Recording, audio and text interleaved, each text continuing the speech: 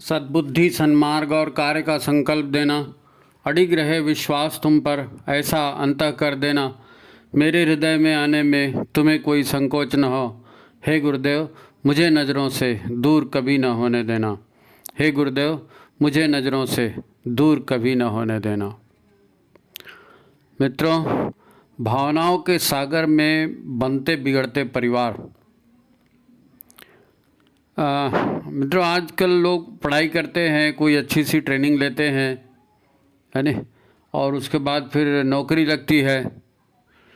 नौकरी लगती है तो फिर लड़की देख करके शादी कर लेते हैं। जब शादी हो जाती है तो क्या होता है, वो इतने दिन की जो आधी अधूरी सी ज़िंदगी लगती रहती है वो उसको पूर्णता मिल जाती है। आदमी सोचता है चलो लाइफ कर लिए, शादी कर लिए, अब लाइफ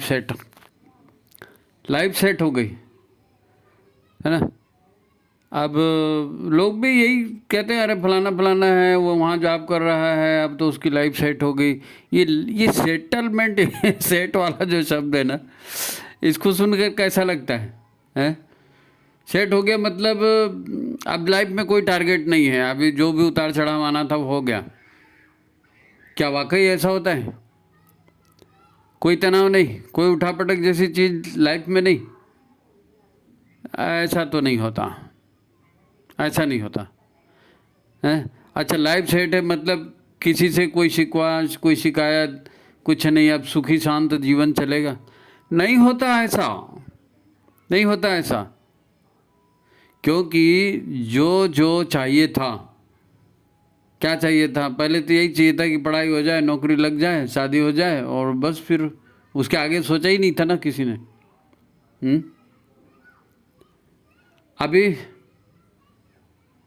अभी वहाँ माता पिता, भाई बहन, पारिवारिक जिम्मेदारियों से सब दूर है, सब दूर है। हो गई शादी ब्याह, बैंड बाजा हो गया, नागिन डांस हो गया, नाच कर लिया, शादी हो गई, है नहीं। जैसे ही सबके साथ रहना शुरू होता है ना, तो सबके साथ फिर संबंध भी निभाने पड़ते हैं, तो डिस्टरबेंस चालू हो जाता है। फिर लाइफ में डिस्टरबेंस चालू होता है, क्योंकि कई लोगों से हमारे संबंध बनते हैं ना, तो कई लोगों के साथ फिर जिम्मेदारियां भी बढ़ती हैं, है नहीं। इसीलिए अब परिवार से लोग जो है ना, दो तरह के संबंध रखते हैं। परिवार से दो तरह के संबंध, एक जब परिवार से सहयोग लेना हो तो एक अलग तरह का व्यवहार होता है व्यक्ति का, और दूसरा व्यवहार तब होता है तो दूसरा कोई आता है और आपसे सहयोग मांगता है, तो फिर व्यवहार फिर बदल जाता है। इसीलिए फिर विवाह के बाद पति पत्नी एक साथ रहने लगते हैं, तो पिछले जन्मों के लेन देन का खाता खोलते हैं। फिर पति पत्नी, उनका भी पिछले जन्मों का लेन देन होता है, उसका खाता खुलना चालू हो जाता है। लड़की देख लिए, शादी करा लिए, फ़ोटो खिंचवा लिए, एल्बम बना लिए, वहाँ तक ठीक है। उसके बाद सामान्य ज़िंदगी में जब आते हैं तो बहुत कुछ होता है ना। दोनों ही अपने अपने स्वभाव के अनुसार जीना चाहते हैं। लड़की अपने स्वभाव से जीना चाहती है, लड़का अपने स्वभाव से जीना चाहता है, और थोड़ी बहुत फिर खिंचातानी होती है। इसी बीच जो है संतान आ जाती है। अब तीसरा प्राणी आ गया। फिर किसी की एंट्री और होती है, वो पड़ोसी के नाते उससे संबंध बनते हैं, मित्र बनता है, शत्रु बनता है नहीं। और पारिवारिक लेन देन का आकार फिर बढ़ते जाता है। फिर भाई बहन, माता पिता, सास ससुर, अन्य रिश्तेदारों की एंट्री भी समय पर होते रहती है। तो फिर सामाजिक परंपराएं आती हैं। समाज का जो कलेक्टिव माइंड है, जो जिसको क्या कहते हैं सामाजिक चलन, उस सामाजिक चलन से भी आपको बहुत कुछ करना पड़ता है। तब हम अपने आप को संयत कैसे रखें? पहले तो सोचे थे अब नौकरी लग गई, शादी हो गई, अब लड़की आ गई, अब सुख से रहेंगे, तो खाली वहाँ पर लिमिट नहीं रहा ना। फिर पत्नी आ गई, फिर बच्चा आ गया, फिर अड़ोसी पड़ोसियों के संबंध, घर ले लिए तो अड़ोसी पड़ोसियों के संबंध भी आ गए। अब डिलीवरी हो गई, माँ बाप बन गए, तो कोई नाना नानी दादा दादी भी बनाया, और सारे रिश्तेदार वो भी तो आ गए ना, तो हो गया परिवार। फिर अब सेटल से परिवार सेट हो गया। कहाँ सेट हो गया? वो तो जिम्मेदारी बढ़ते जा रही, रिश्तेदारी बढ़ते जा रही है। तो किस प्रकार आत्मोन्नति के लिए प्रयास करें ऐसे ही होते रहा तो। क्योंकि एक बात तो तय है कि जिस चीज़ की शुरुआत होती है उसका अंत भी होता है, और अंत होता है तो उसी अंत में नए शुरुआत के बीज भी छिपे रहते हैं। विद्यार्थी जीवन का अंत हुआ तो फिर वैवाहिक जीवन शुरू हुआ, फिर वैवाहिक जीवन शुरू हुआ तो बच्चा आ गया, तो फिर बच्चा आ गया तो और सारी बातें हो गई, तो एक कहानी ख़त्म दूसरी शुरू हो गई मामू, चलते रहता है वो, है नहीं। जो भी साधक हैं या जिनके गुरु हैं, मार्गदर्शक हैं, वो मार्गदर्शक सत्ता से जुड़ गए हैं, तो आगामी जीवन को बेहतर बनाना चाहते हैं, उनके लिए आज की ये चर्चा जो है बहुत महत्वपूर्ण है। ये लाइफ है ना। इसको आसान मत समझना, सहज मत समझना। ये तो मृग तृष्णा है, मृग तृष्णा। लगता है कि तपती रेत है, तपती रेत पर जैसे भाप उड़ती तो ऐसा लगता है कि पानी बह रहा है नहीं, पर होता रेगिस्तान है और आदमी पानी की तलाश में आगे जाते रहता है। वैसे ज़िंदगी में ऐसे ही लगता रहता है, हम बड़े हो जाएंगे तो अच्छा होगा, हम पढ़ाई ख़त्म हो जाएगी तो अच्छा होगा, नौकरी लग जाएगी तो अच्छा होगा, शादी हो जाएगी तो अच्छा होगा। वो हर बार वही लगते रहता है कि अच्छा होगा अच्छा होगा। पूरी उम्र गुजर जाती, आदमी यही देखते रहते कि क्या अच्छा हुआ। वो जो कहानी, वो गाना है ना मुन्ना भाई वाला, एक कहानी ख़त्म तो दूसरी शुरू हो गई मामू, वो बिल्कुल फिट बैठता है वो। तो फिर अपना अपना स्वभाव, अपना प्रारब्ध है नहीं, फिर तात्कालिक परिस्थितियाँ, और उस पर हम प्रतिक्रिया क्या दे रहे हैं, इन्हीं से किस प्रकार के संबंध बनते हैं, बिगड़ते हैं, आज इसी पर हम चर्चा करेंगे, है नहीं। आज इसी पर चर्चा करेंगे, क्योंकि भावनाओं के सागर में बनते बिगड़ते परिवार, यही हमारा विषय है ना। तो इस परिवार व्यवस्था को जीवन की सुख शांति, आध्यात्मिक उन्नति के लिए किस प्रकार प्रयुक्त करें, किस प्रकार प्रयुक्त करें, ये जानने का प्रयास करेंगे। तो बड़ा महत्वपूर्ण विषय है ना। अंत तक बने रहिए। तो चलो शुरू करते हैं इस टॉपिक को। मित्रों, बार बार हम यही कहते हैं, यहीं से शुरुआत करते हैं कि आपके, हमारे और सभी के मेल से ये जो संसार बना है, जो दिख रहा है, ये केवल ऊर्जाओं का या प्रकृति के साथ 5 तत्वों का खेल है और चेतना का खेल है। संसार में 2 ही चीज़ें हैं, एक ऊर्जा, पंचतत्व या ऊर्जा, 2 भी चीज़ बोल लो, और दूसरी है चेतना, प्रकृति और परमात्मा। ये हर बार इसी से शुरुआत होती है और यही सच भी है नहीं। तो व्यक्ति के मन, उसके अपने स्वभाव, उसकी अपनी कर्म, उसकी ऊर्जाएं, है ना, इसी के आधार पर सारा जीवन चलता है। एक जीवात्मा है, वो स्त्री का शरीर धारण करेगी या पुरुष का शरीर धारण करेगी, है ना, ये भी कोई भगवान बैठ करके तय नहीं करता, है ना। आप किस योनि में प्रवेश करेंगे, क्या है, ये यहाँ उसका कोई दखलंदाजी नहीं है। उसने नियम बना के रखे हैं, प्रकृति के अपने नियम है, उसी से संसार चलता है नहीं। कई बार किन्हीं कारणों से मानव शरीर नहीं भी मिले तो आदमी तोता बन के, मैना बन के, गाय बन के, कुत्ता बन के, सांप और चूहा बन के भी उसी परिवार को ढूंढता है और वहीं जन्म ले लेता है कि नहीं, मेरे को तो यहीं रहना है और ये मेरी चीज़ है और ये मेरा लेन देन है। तो फिर हर पुरुष में स्त्री के गुण भी होते हैं और हर महिला में पुरुष के गुण भी होते हैं। ये भावना है, भावना है। स्त्री के अंदर पुरुष की भावना होती है, हाँ, पुरुष के अंदर महिलाओं की भावना होती है, हाँ। अब जिस जीवात्मा में स्त्रियोचित भावना ज़्यादा होती है तो उन स्त्रियोचित भावनाओं की पूर्ति के लिए उसको स्त्री का शरीर भी चाहिए ना। अगर पुरुषोचित भावनाएं किसी व्यक्ति में हैं और उसने शरीर छोड़ दिया है, उसको नया शरीर धारण करना है, उसमें पुरुषोचित भाव ज़्यादा है, तो वो पुरुष का ही शरीर ग्रहण करेगा, उसी का शरीर बनाएगा, है नहीं। तो इन भावनाओं की पूर्ति के लिए, है ना, नारी का शरीर मिलता है या पुरुष का शरीर मिलता है, तो ये उनका कारण भी मनुष्य के भीतर के भाव हैं। भावना की शक्ति बड़ी ज़बरदस्त होती है नहीं। जिसमें नारी का भाव ज़्यादा होगा वो पुरुष बन जाएगा, नारी बन जाएगी। जिसमें पुरुष का भाव ज़्यादा होगा वो पुरुष शरीर बना लेगा। जो ऊर्जाएं हैं ना, है ना, ऊर्जाएं, ये भाव बनाती है ना। तो शरीर यानी नारी शरीर बनता है तो एक्स क्रोमोसोम से बनता है, और पुरुष शरीर बनता है तो XY क्रोमोसोम से बनता है। अब ये अंडे में एक्स क्रोमोसोम होते हैं और वीर्य जो शुक्राणु होता है उसमें XY क्रोमोसोम होते हैं। अब अंदर में जाके कौन सा शरीर डेवलप हो रहा है वो चॉइस कोई नहीं बता सकता कि अंदर जाके क्या होगा और किस ढंग से होगा। ये तो जो जीवात्मा गर्भ में प्रवेश कर रही है वो अपने भाव के अनुसार चाहे तो XY क्रोमोसोम का सेटिंग तैयार कर ले या XX क्रोमोसोम का महिला का शरीर तैयार कर ले, भावना के अनुसार ही स्त्री या पुरुष बन रहे। अन्य जो भाव हैं, काम है, क्रोध है, लोभ है, मोह, ईर्ष्या, प्रतिशोध, हिंसा, उच्छृंखलता, ये भी भाव होते हैं।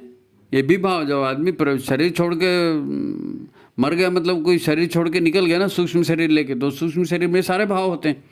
तो ये भाव भी गर्भ में शरीर की मूल संरचना के निर्माण में अपनी भूमिका निभाते हैं। वो शरीर की संरचना भी ऐसे ही होते हैं, केवल स्त्री और पुरुष की संरचना भाव के आधार पर नहीं होती। ये सारे भाव जो कैरी ऑन हुए हैं पिछले जन्मों से, ये भी वो जो पूरा ऊर्जा तंत्र है आपका, उसके भीतर में जाकर के ये ऐसी सेटिंग बना लेते हैं कि इनकी पूर्ति होनी है ना, इनकी पूर्ति होनी, इनके काम पूरे होने हैं, इसीलिए तो शरीर धारण कर रहे हैं कामनाओं की पूर्ति के लिए, तो इनकी भी सेटिंग होती है नहीं।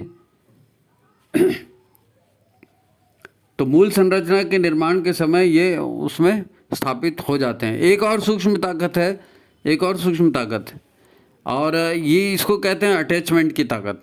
अटैचमेंट और डिटैचमेंट शब्द समझा ना। अटैचमेंट क्या है? प्रेम, राग, अनुराग, ये अटैचमेंट है। और डिटैचमेंट मतलब उसका उल्टा, है। तो जिस व्यक्ति से हमारा अनुराग या प्रेम भाव होगा, है ना, या द्वेष या शत्रुता या प्रतिशोध जैसा निगेटिव भाव होगा, तो जीव उसी परिवार का चुनाव करेगा जहाँ जिस परिवार में वो प्रेम लुटा सके, या जिस परिवार में वो अपने निगेटिविटी को न्यूट्रलाइज कर सके, या जो भी उसका है उसका बदला ले सके। तो लोग या तो प्रेम लुटाने आते हैं या तो बदला लेने आते हैं। परिवार में जो जीवात्माएं आती हैं वो इन्हीं गुणों को लेकर के आती परिवार भी जो है जादुई संरचना है ये। तो परिवार में निगेटिव भूमिका में पुरुष भी हो सकते हैं और निगेटिव भूमिका में महिला शरीरधारी भी हो सकते हैं, महिला शरीरधारी भी हो सकते हैं। पुरुष भी सहयोगी हो सकते हैं, महिलाएं भी सहयोगी हो सकती हैं, प्रेम करने वाले हो सकते हैं, है। इसी के आधार पर परिवार बनता है, इसी के आधार पर परिवार टूटता है। प्रेम करने वाला कोई प्राणी आ गया तो परिवार को बांधता है, प्रेम करने वाली बहू आ गई या प्रेम करने वाला बच्चा आया तो परिवार में एक गठबंधन अच्छा हो जाता है। और कोई झगड़ा करने वाला आ गया तो आप कितना भी समेटो वो झगड़ा फिर होता ही रहता है, परिवार टूट जाता है।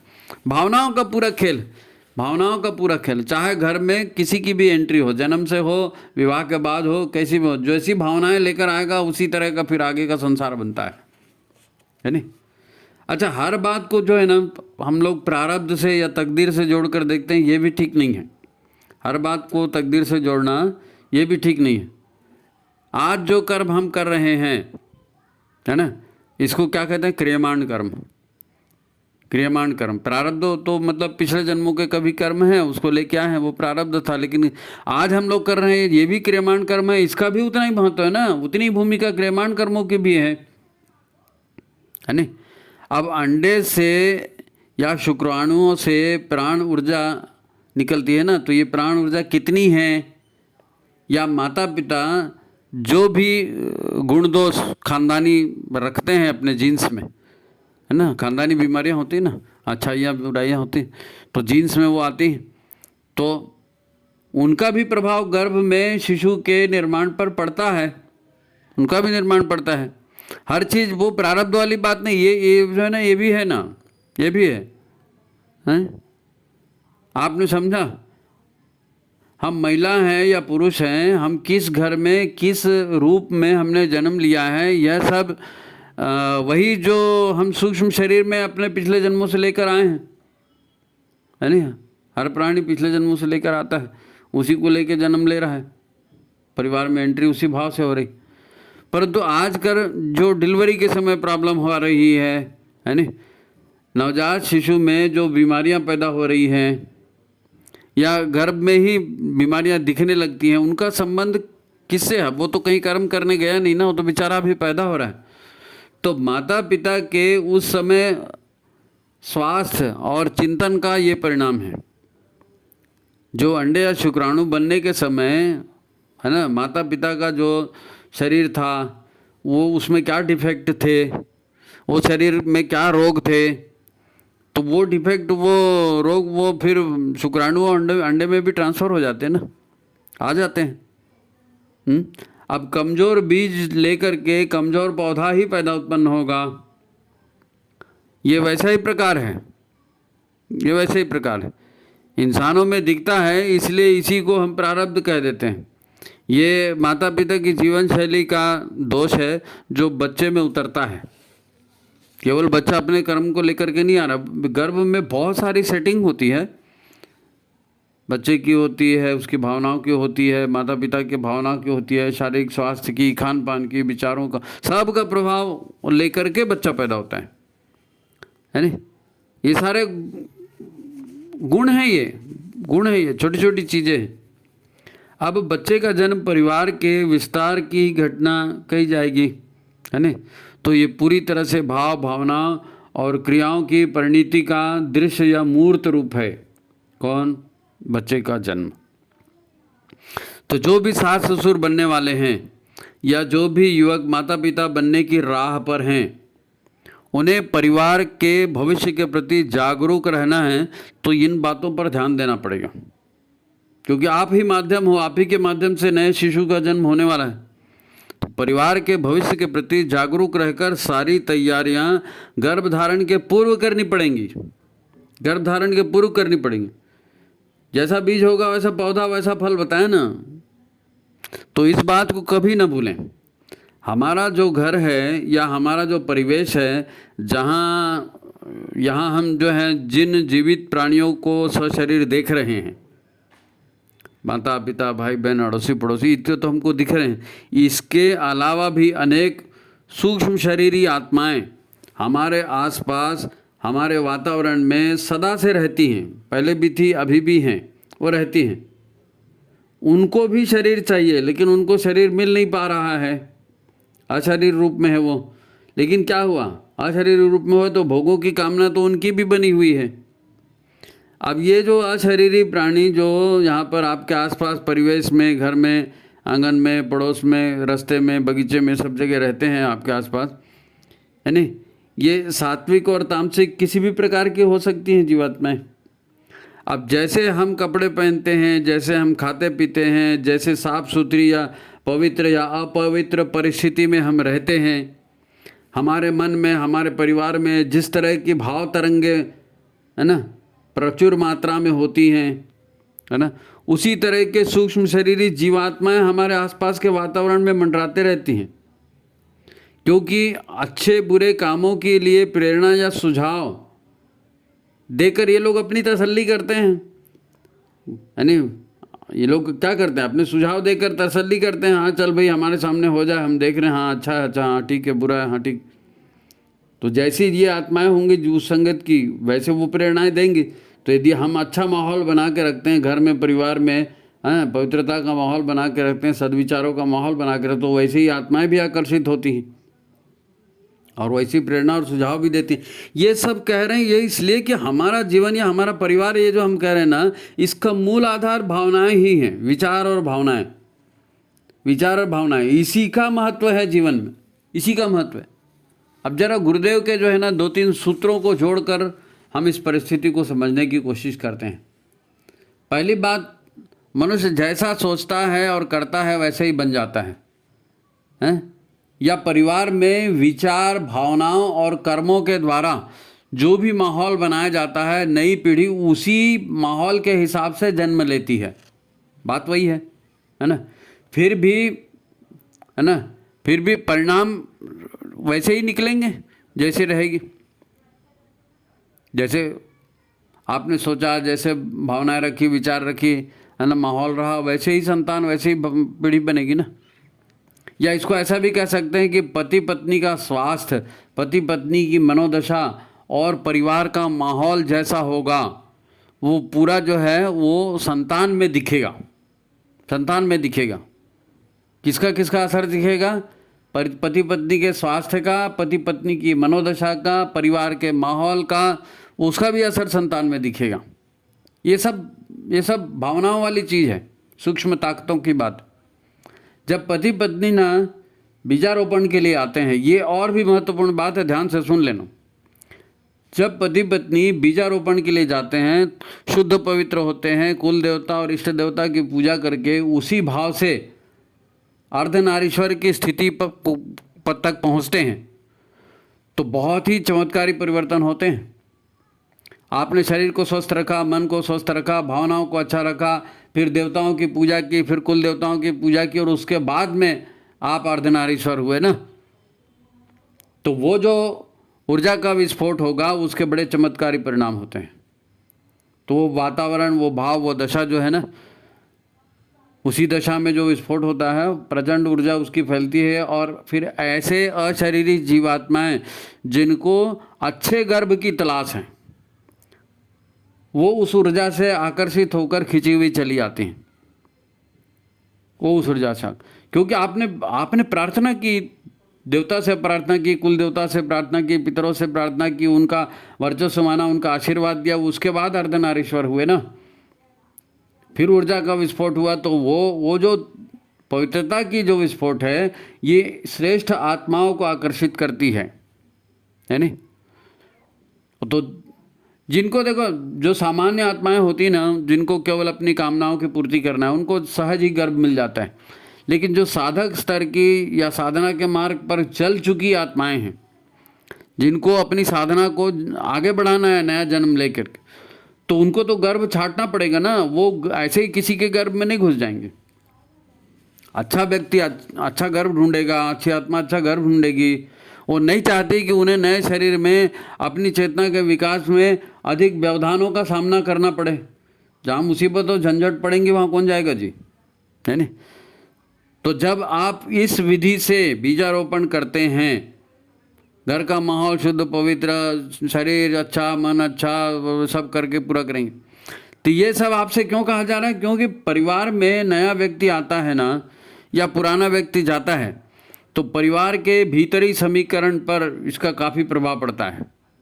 विशेषकर एक कन्या जन्म लेती है या घर की प्रमुख महिला अगर शरीर छोड़ देती है, तो बोलते हैं ना, अमुक माता जी थी, वो गई तो उसके बाद से परिवार बिखर गया, परिवार टूट गया। तो एक महिला का शरीर धारण करना और महिला का शरीर छोड़ना, ये बहुत ज़बरदस्त है। इसमें भी क्योंकि भावनाओं का बैलेंस बिगड़ जाता है। भावनाओं का बैलेंस, भावनाओं की वजह से लोग बंधे हुए थे ना, अब वो भावनाओं को बांधने वाला व्यक्ति चला गया, तो फिर परिवार में बिखराव शुरू हो जाता है। ज़बरदस्त प्रभाव पड़ता है परिवार पे। एक बात जो सबसे महत्वपूर्ण है कि परिवार में लोगों का आपसी व्यवहार कैसा हो, इसको यदि नियंत्रित करना है तो ये बड़ी उम्र में सिखा देने से नहीं होगा। ये संतति निर्माण की जो बात बताई गई, अच्छी संतान, अच्छी आत्मा कैसे आए, यहीं से इसकी शुरुआत करनी पड़ेगी। अब हमने जैसा तैसा अब गृहस्थी किया, हाँ चल भाई बच्चा हो गया, अब बच्चा हो गया तो गुड्डू लल्लू चप्पू करते रहे, उसको ब्रेड बिस्किट खिलाते रहे, उसको सब करते रहे, आप उसको मारो, नैतिकता की शिक्षा दे रहे, उससे बाद में कोई उतना फर्क नहीं पड़ता। उससे बाद में उतना फर्क नहीं पड़ता। जैसे जीवात्मा परिवार में आई है और उसे जैसा माहौल परिवार में दिया गया, ये महत्वपूर्ण बात है। देव शक्तियों या पवित्र आत्माओं, पितरों का सहयोग भी इसी आधार पर मिलता है, क्योंकि देव शक्तियाँ अच्छी हैं, सात्विकता के गुणों से युक्त हैं। परिजन हैं, जो आपके पितर हैं, वो भी शरीर छोड़ चुके हैं, वो भी सात्विकता के महत्व को समझते हैं। तो जब आप सदाचरण करते हैं, सदचिंतन करते हैं, सदव्यवस्था बनाते हैं, स्वच्छता बनाते हैं और उसके बाद में आवाहन करते हैं अच्छी जीवात्मा का, तो फिर इसमें गुरु भी सहयोग करते हैं, पितर भी सहयोग करते हैं, सब लोग सहयोग करते हैं, है नहीं? अपने युग ऋषि ने देव संस्कृति दिग्विजय अभियान चलाया ना, संस्कार परंपरा के पुनर्जीवन, यज्ञ और गायत्री के अनुष्ठान की परंपरा को फिर से पुनर्जीवित किया। वो इसीलिए किया था कि हमारे सद्भाव जागें, है नहीं, और हमारे आसपास के सूक्ष्म जगत का शोधन होता चले, माता पिता सुसंस्कारी और स्वस्थ होंगे, हालातों का सुधरना यहीं से चालू होगा। माता पिता से ही चालू होगा ना, वो स्वस्थ होंगे, वो सबल होंगे, वो सुसंस्कारी माहौल बनाएंगे तो यहीं से नवनिर्माण शुरू होगा ना। इसीलिए तो क्रम दिया गया, व्यक्ति निर्माण है ना, उसके बाद परिवार निर्माण, तभी हो सकेगा फिर देव समाज का निर्माण। तो ये सब कुछ विज्ञान संबंध बातें हैं और कोई भी जो है ना प्रयोग करके इसे परख सकता है। देखो होता क्या है, आपकी आधी उम्र गुजर गई, बच्चे बड़े हो गए, अब वो चाहते हैं कि हमारी पोजीशन सुधर जाए, बच्चा सुधर जाए, बेटा सुधर जाए, बहू सुधर जाए और घर का माहौल अच्छा हो जाए। आप बेटे बहू को लेकर बड़े प्रॉब्लम में हैं, मंदिरों में जा रहे हैं, मज़ारों में जा रहे हैं, चद्दर चढ़ा रहे हैं, क्या क्या कर रहे हैं नहीं मालूम।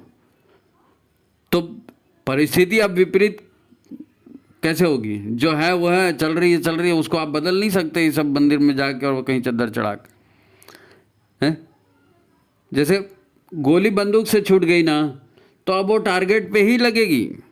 अब उसको गोली बुला रहे हैं, गलती से घोड़ा दब गया तो गोली वापस आ जाओ, तो ऐसे वापस नहीं आती, वो तो जाएगी, निकल गई बंदूक से, टारगेट पे लगेगी। परिणाम पर आपका नियंत्रण नहीं होता। भगवान कृष्ण ने भी कहा है कि कर्मण्येवाधिकारस्ते मा फलेषु कदाचन, आपके हाथ में केवल कर्म करना है, परिणाम आपके हाथ में नहीं है। इसीलिए कर्म के समय जागृत होना है। आप सोचेंगे कि जो होना था वो तो हो गया, अब परिणाम अच्छा हो जाए, तो फिर बोया पेड़ बबूल का तो आम कहाँ से होए, है ना। तो परिणाम पर आपका नियंत्रण नहीं होता, नियंत्रण होता है कर्म पर, नियंत्रण होगा इच्छा पर, नियंत्रण होगा वासना पर, नियंत्रण होगा भावना पर, नियंत्रण होगा विचारों पर। ये सूक्ष्म शक्तियां हैं, इन्हीं से व्यक्ति बना है, इन्हीं से समाज बना है, इन्हीं से परिवार बना है। जैसा भी सोचेगा व्यक्ति वैसे ही तो होगा ना जी। आपको परिवार बनते बिगड़ते दिखते हैं ना, आप परिवार के टूटने बिखरने के लिए इसको उसको लोग कारण बताते हैं, उसकी वजह से ये हो गया, उसकी वजह, उसको दोष देंगे, उसको भला बुरा कहेंगे।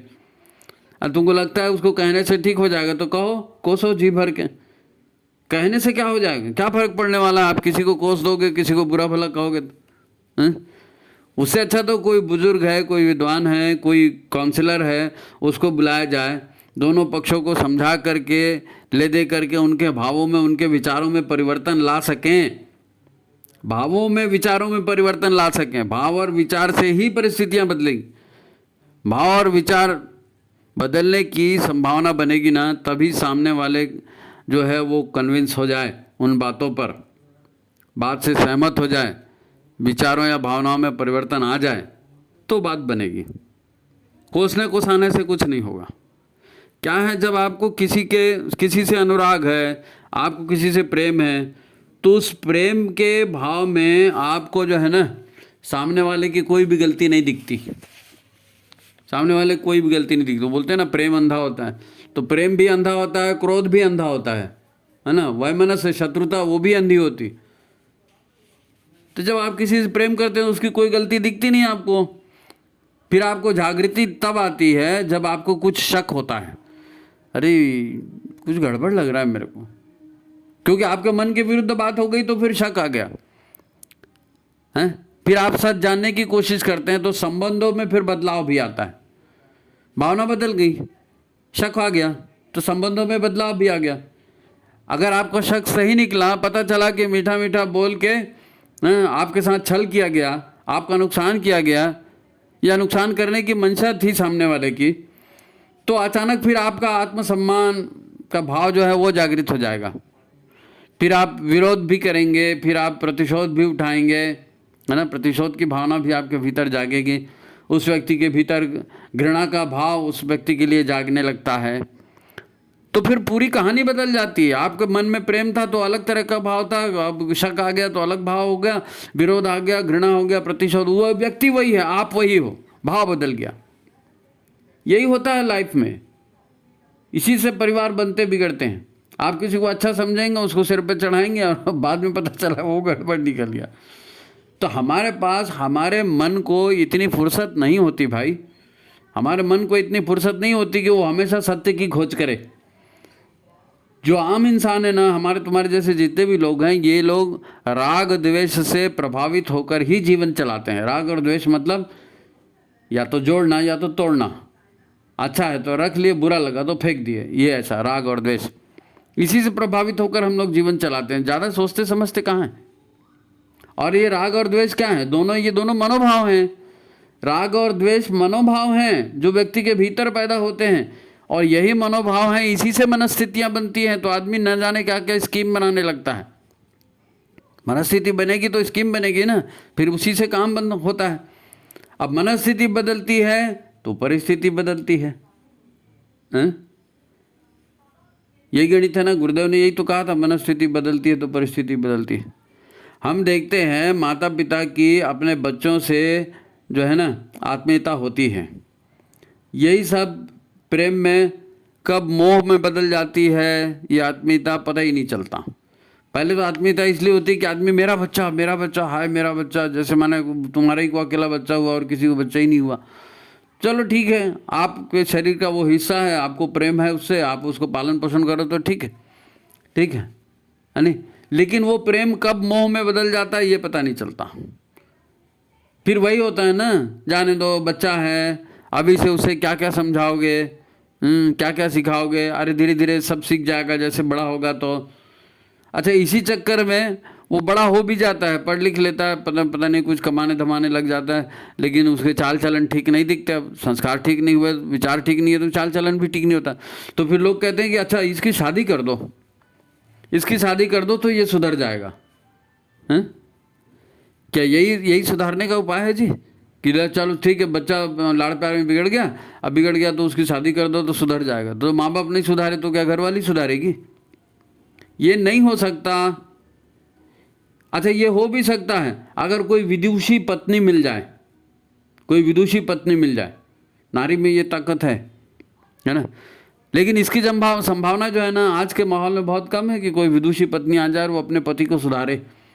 आजकल की विदुषी पत्नी होगी तो तलाक दे के भगना पसंद करेगी। बहुत ही तगड़ी तकदीर होना तो कह नहीं सकते, वरना जिस अंधे प्रेम ने बेटे को बिगाड़ दिया ना, उस बाहर से आई लड़की का जीवन भी वो खराब ही करेगा। क्या भरोसा भाई, खराब ही करेगा। अच्छा, इतना सब कहा गया, इसमें मेन बात क्या थी? मेन बात ये थी कि व्यक्ति ही परिवार बनाता है। परिवार बनाना एक ज़रूरत भी है, एक परंपरा भी है, परिवार बनते हैं लेकिन इन सब का आधार केवल और केवल भावनाएं हैं।